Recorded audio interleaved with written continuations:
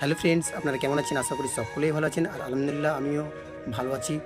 আপনারা হয়তো অবগত আছেন যে আহমেদাবাদ টু লন্ডনগামী বিমানের এক মর্মান্তিক করুণ কাহিনী, খুব বেদনাদায়ক ঘটনা।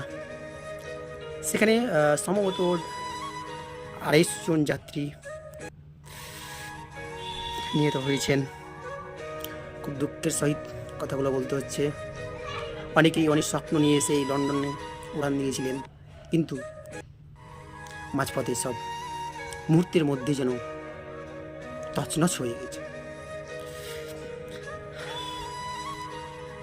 তাদের পরিবার কান্নায় চারদিকে যেন হাহাকার হয়ে রয়েছে।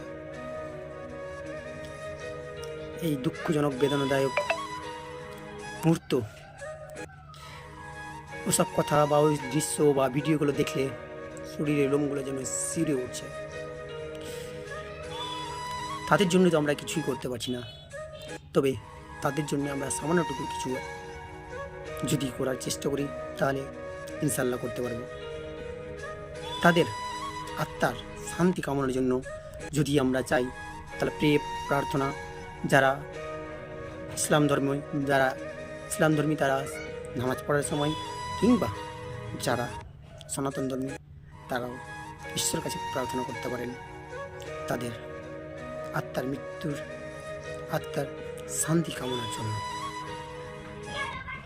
আমরা এইটুকু করতেই পারি।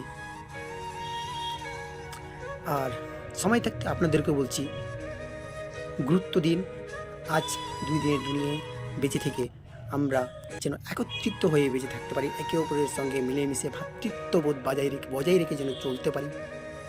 এটাই আমার সকলের প্রতি রিকোয়েস্ট।